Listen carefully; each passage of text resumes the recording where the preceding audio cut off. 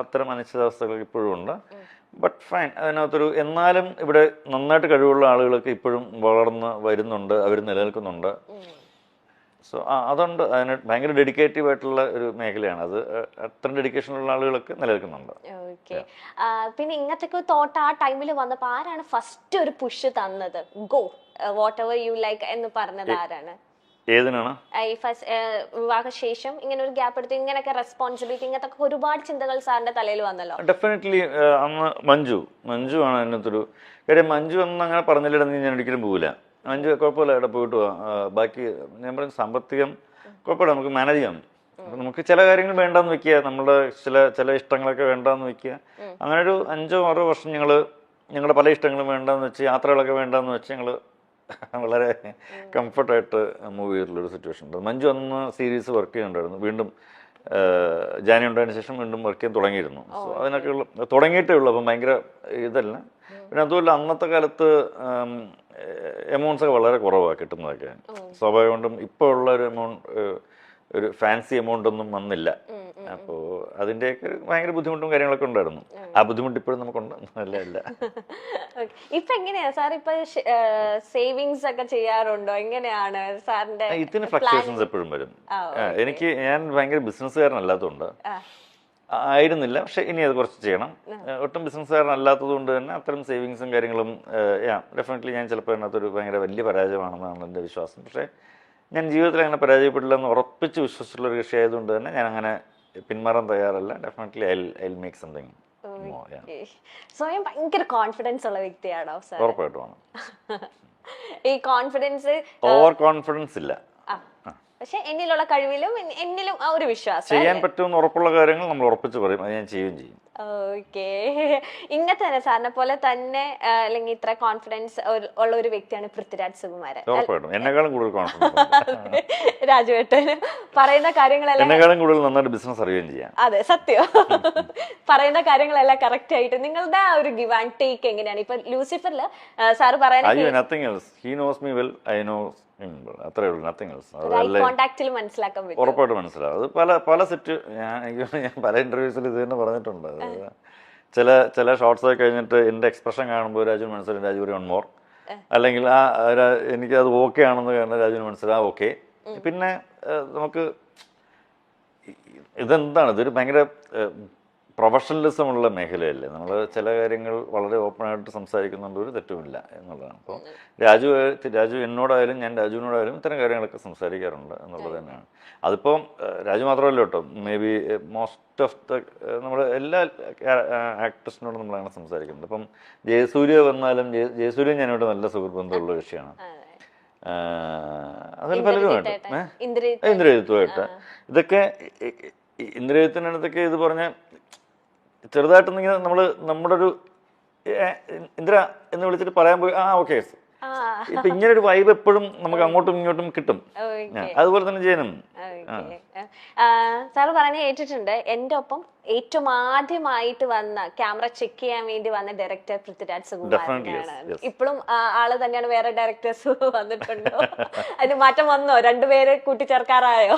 അല്ലല്ല, അതെന്താ അറിയാമോ, അതൊരു ഭയങ്കര ഡെഡിക്കേഷൻ. ഇപ്പൊ എനിക്ക് വളരെ മുമ്പ് ഞാൻ ക്യാമറമാൻ ആവണേക്ക് മുന്നേ ഞാൻ 2009 കണ്ട സിനിമ ചെയ്യുന്നത്.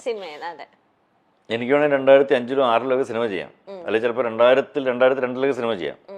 ഞാനത് ചെയ്യാണ്ടിരുന്നത് എല്ലാവരും എന്നോട് പറഞ്ഞിരുന്നു, സുഹൃത്ത് നിനക്ക് ലൈറ്റിംഗ് ഒക്കെ നന്നായിട്ട് ചെയ്യുന്നില്ലേ, നീ ഒരു കാര്യം ചെയ്യും, നീ ക്യാമറയുടെ മറ്റേ ടെക്നിക്കൽ വിങ്സ് ഒക്കെ അറിയാം, അപ്പം ഇത്രയൊക്കെ മതി, ഒരു അസോസിയേറ്റിനെ വെച്ചാൽ മതി. അപ്പം ഞാൻ പറഞ്ഞു, അത് അസോസിയേറ്റല്ലേ ചെയ്യുന്നത്, ഞാനല്ലല്ലോ. ഞാൻ ചെയ്യുമ്പോൾ അത് എനിക്ക് ധാരണകളുണ്ട്, ആ ധാരണയിൽ എനിക്ക് ചെയ്യാൻ പറ്റണം. അപ്പോൾ എന്ത് വേണം, അപ്പോൾ എനിക്ക് അതിനകത്ത് മുഴുവനായിട്ട് അറിയണം, ക്യാമറ ഇന്നതാണ്, ലെൻസ് ഇന്നതാണ്, എന്തൊക്കെയാണ് വേണ്ടത്, ഇതിനകത്ത് എത്ര കട്ട് ചെയ്യാം, എത്ര ഓപ്പൺ ചെയ്യാം, എന്ത് ലൂമിനൻസ് ഉണ്ട്, എത്ര മറ്റേ ആസ്പെക്ട് റേഷ്യോ എന്ത് വെക്കണം, അത് വെക്കണം, ഇതെല്ലാം അറിഞ്ഞിരിക്കുന്നിട്ട് ഞാൻ ചെയ്യുമ്പോഴാണ് ഞാനാകുന്നത്. അല്ലെങ്കിൽ പിന്നെ മറ്റേ പുള്ളിയിലേ ചെയ്യുന്നത്. അപ്പം അത് ചീറ്റിംഗ് അല്ല, ഇറ്റ്സ് നോട്ട് ഗുഡ്. അപ്പം അത് ഞാൻ ചെയ്യില്ല എന്ന് പറഞ്ഞിട്ട് അപ്പം അല്ലെങ്കിൽ അതുകൊണ്ടാണ് ഇത്രയും മോശം നമ്മൾ ലേറ്റ് ആകുന്നത്. അപ്പൊ ആ ഒരു പ്ലാനും ആ ഒരു കൃത്യനിഷ്ഠത തന്നെയാണ് പൃഥ്വിരാജ് സുകുമാരനിലും സാറിന് കാണാൻ പറ്റുന്നത് അല്ലേ? രാജു ഇതുപോലെ എത്രയോ ആൾക്കാർ, എത്രയോ അന്ന് രാജുവിൻ്റെ സമയത്ത് വന്ന എത്രയോ ആൾക്കാർ ഇപ്പോഴും അഭിനയം മാത്രം നടക്കുന്നുണ്ടോ? അന്ന് രാജുവിന് ഇത്തരം ടെക്നിക്കൽ സാധനങ്ങളൊക്കെ പഠിക്കണമെന്ന് ഭയങ്കര താല്പര്യമുണ്ടായിരുന്നു. അപ്പോൾ എല്ലാ ക്യാമറയുടെ അടുത്തും പോയി നോക്കും, പിടിക്കും, എന്താ ചെയ്യുന്നത് നോക്കും, ഷട്ടർ ആംഗിൾ കട്ട് ചെയ്തത് എന്താണ്, കട്ട് ചെയ്തില്ലെങ്കിൽ എങ്ങനെയാണ്, അപ്പോൾ കട്ട് ചെയ്ത് കാണിക്കുമോ? ഇതൊരു കൗതുകമാണല്ലോ എപ്പോഴും, നമുക്ക് എന്താണ് അറിയേണ്ടത്, ഒരു കൗതുകമാണല്ലോ. ഞാനിപ്പോൾ തെലുങ്ക് ഒരു 4-5 സിനിമ വർക്ക് ചെയ്തു. എനിക്കിപ്പോൾ തെലുങ്ക് അത്യാവശ്യം കുഴപ്പമില്ല, പഠിക്കാനും പറയാനും കേട്ടാലും മനസ്സിലാവും, വായിക്കാൻ അറിയില്ലെന്നേ ഉള്ളൂ. ഇനിയിപ്പോൾ ഞാനത് ആ കൗതുകത്തിന് ഞാൻ വായിക്കാൻ ശ്രമിച്ചാൽ ഡെഫിനറ്റ്ലി എനിക്ക് പറയാൻ പറ്റില്ലേ? എനിക്കറിയാൻ പറ്റും. ഞാൻ വായിക്കാൻ ഇതുവരെ ശ്രമിച്ചിട്ടില്ല, അതുകൊണ്ട് എനിക്കറിയില്ല. പക്ഷെ വായിക്കാൻ ഞാൻ ശ്രമിച്ചാൽ എനിക്കറിയാൻ പറ്റും. ശ്രമമാണ് നമുക്ക് വേണ്ടത്, ഭയങ്കര ഒരു ആഗ്രഹമാണ്, ഭയങ്കര തീക്ഷ്ണമായിട്ടൊരു ആഗ്രഹമാണ്. ഡെഫിനറ്റ്ലി ഞാനിപ്പോൾ 2 മാസം കൊണ്ട് ഞാൻ തെലുങ്ക് വായിക്കാൻ പഠിക്കും എന്ന് ഞാൻ ഉറപ്പിച്ചാൽ ഉറപ്പായിട്ട് ഞാൻ പഠിക്കും, അല്ലേ? ഞാനല്ല, ആരും പഠിക്കും. പക്ഷെ നമ്മളത് വിചാരിക്കണം. അതെ. ലൂസിഫറിന്റെ സമയത്ത് സാറ് പറഞ്ഞിട്ടുണ്ട്, ലൂസിഫറിലാണ് ഞാൻ ഭയങ്കര റിലാക്സ് ആയിട്ട് വർക്ക് ചെയ്തത്. കാരണം രാജു പക്ക ചാർട്ടർ ആയിരുന്നു, പ്ലാൻഡ് ആയിരുന്നു, സീൻ ബൈ സീൻ എല്ലാം ഓർഡർ ആയിരുന്നു. ഈ ചെറിയ പടം അടുത്തത് വരുവാണ് എമ്പുരാൻ, എമ്പുരാനിലും റിലാക്സ് ചെയ്ത് തന്നെയാണോ ഷൂട്ടിങ്? കാരണം എത്രയോ ലൂസിഫർ ഞാൻ കുറച്ച് റിലാക്സ്ഡ് ആയിരുന്നു, ഇതിനൊട്ടും റിലാക്സ്ഡ് അല്ലായിരുന്നു. ഇതിന് നമ്മൾ ഇവിടെ സാധാരണ വിചാരിക്കും പോലെയുള്ള സീക്വൻസുകളല്ല നമുക്ക് ചെയ്യേണ്ടി വരുന്നത്. ലൂസിഫറിനകത്ത് നമ്മൾ സാധാരണ വിചാരിക്കുന്ന സീക്വൻസിനകത്തുള്ള കുറച്ച് വലിപ്പമുണ്ടെന്നേ ഉള്ളൂ. അതൊക്കെ ആർക്കും ഈസിലി നമുക്ക് കുറച്ചൊന്ന് ആലോചിച്ച് കഴിഞ്ഞാൽ, കുറച്ചൊന്ന് ഇനിഷ്യേറ്റീവ് എടുത്താൽ, അതിനകത്ത് ഹോംവർക്ക് ചെയ്താൽ നമുക്ക് എല്ലാവർക്കും മാനേജ് ചെയ്യാൻ പറ്റുന്നതാണ്. പക്ഷെ ഇത് അത്ര പെട്ടെന്ന് മാനേജ് ചെയ്യാൻ പറ്റുന്ന സീക്വൻസുകളും സിറ്റുവേഷൻസും ലൊക്കേഷൻസും അല്ല. അപ്പോൾ അതിന് കൂടുതൽ സ്റ്റഡി വേണം. അപ്പോൾ ഇതിനകത്ത് വർക്ക് ചെയ്യുന്ന രാജുവിൻ്റെ കൂടെയുള്ള സകലമായ ടെക്നീഷ്യൻസ് ഇതിനകത്ത് വളരെ ഹാർഡ് വർക്ക് ചെയ്തിട്ടുണ്ട്. ഈവൻ ഞാൻ ഉൾപ്പെടെ, അതിൻ്റെ എഡിറ്റർ ഉൾപ്പെടെ,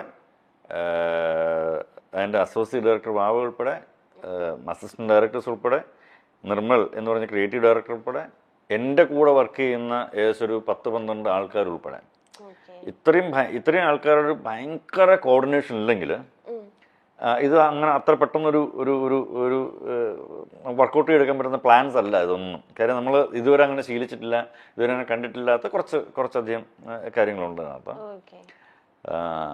അതൊരു ഭയങ്കര നല്ല എക്സ്പീരിയൻസ് ആയിരുന്നു. എനിവേ ഒട്ടും റിലാക്സ്ഡ് അല്ലായിരുന്നു. ഇപ്പൊ എങ്ങനെയാ അവസ്ഥ? ഇപ്പൊ ഓക്കെ. ഞാൻ പറയുന്നത് ഷൂട്ട് കഴിയുന്നവരെ എല്ലാ ദിവസവും അടുത്ത ദിവസം അയ്യോ അതെന്താകും എന്നുള്ള ടെൻഷൻ ഇങ്ങനെ എപ്പോഴും കയറി വരും. ഞാൻ ലൂസിഫർ കുറച്ച് റിലാക്സ്ഡ് ആയിരുന്നു എന്ന് പറഞ്ഞത് നമുക്ക് നമ്മുടെ കൺട്രോളിൽ നിൽക്കുന്നുള്ളതുകൊണ്ടാണ്. അങ്ങനെ റിലാക്സ് പറഞ്ഞാൽ ചില്ല് ചെയ്ത് ഷൂട്ട് ചെയ്തു എന്നുള്ളതല്ല. മനസ്സിലായി. അങ്ങനെ ഒരു നല്ല ടീം ഉള്ളത് കൊണ്ടാണ്